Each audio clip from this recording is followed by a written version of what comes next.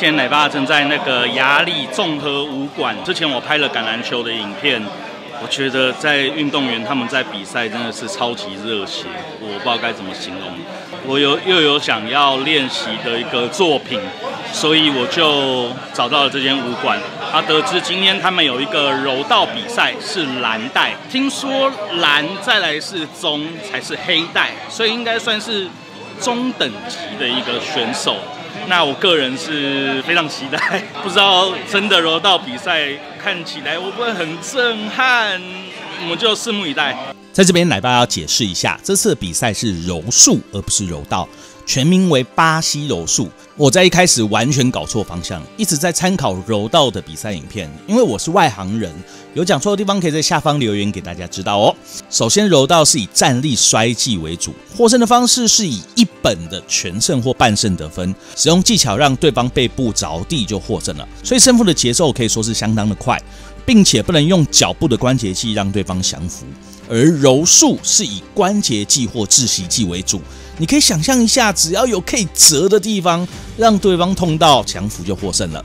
所以多半看到选手都是在地板上缠斗。如果只是看影片，比较难感受到刺激。其实，在比赛的过程中，选手都思考要怎么站位，要用什么关节技，是要在上位还是下位，是要在前面还是后面。而手跟脚的每一个移位都是攻防，有点像在下棋，慢慢攻破对手的部位，最终让对手降服。如果比较直观的讲解，比较像常见的十字固定法或者是勒脖子等等。就是看完比赛以后，如果是奶爸在场上被勒到脖子，我应该是不到10秒就结束了啦。在缠斗的过程非常消耗体能，为了要抢到比较好的站位，必须使尽吃奶的力，当然对手也是。所以过程中我一直有录到喘气声，可见当下有多么的激烈。而柔术中的分级依序为白带、蓝带、紫带、棕带、黑带、红带。这次的比赛为蓝带，也就是中等级比赛。就算是蓝带，也需要练个2-3年才能达成。以强度来说，已经超越一般人许多了。现场的外国人真的是非常的多，几乎有一半都是。就算是连主办方的主持人也都是讲英文。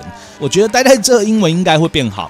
而且他们的身形相当的壮硕，看起来都是非常扎实的运动员。这次的赛事降服岛屿是没有量级的限制，也没有道服哦，所以可能会在体型上有差距。在小规模的柔术比赛中，确实可以在技巧上胜过体型，这也是看点之一。其中一场比赛让奶爸觉得很惊讶，因为开打后他就坐在地板上。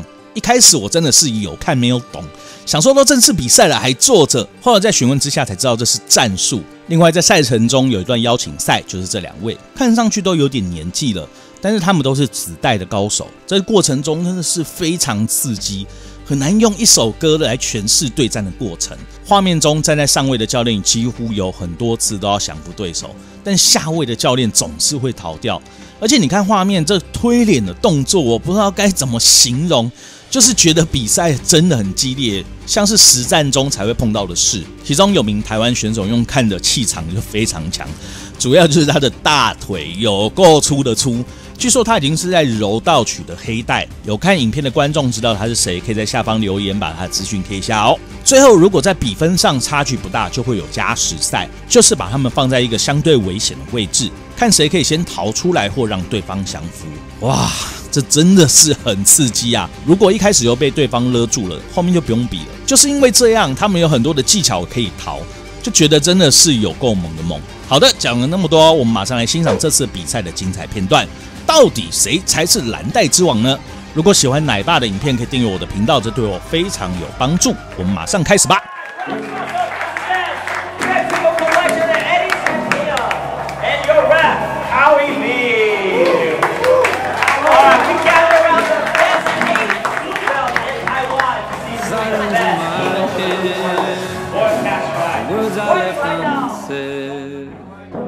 The road that I've been walking down winds again.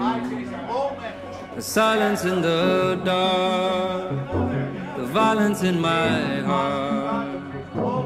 Wish I could remember when I came apart.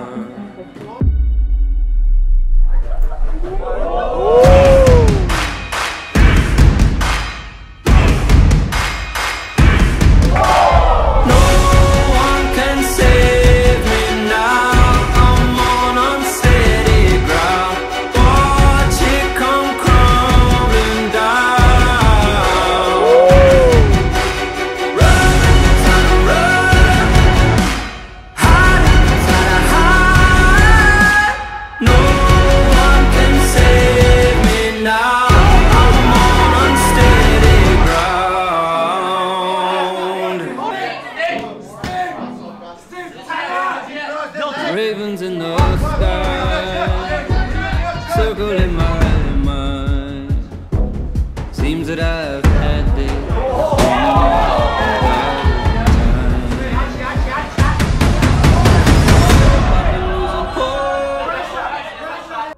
I've been losing faith.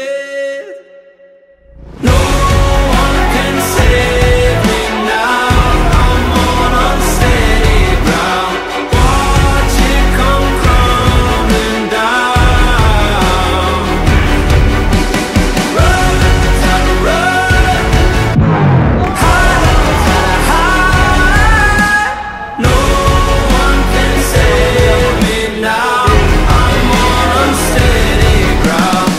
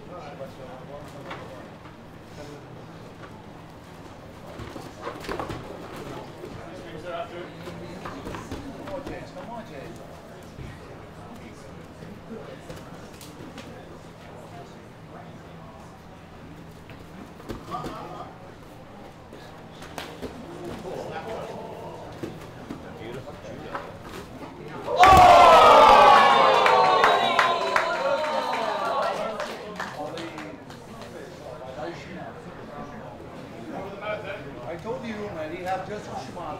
I told you.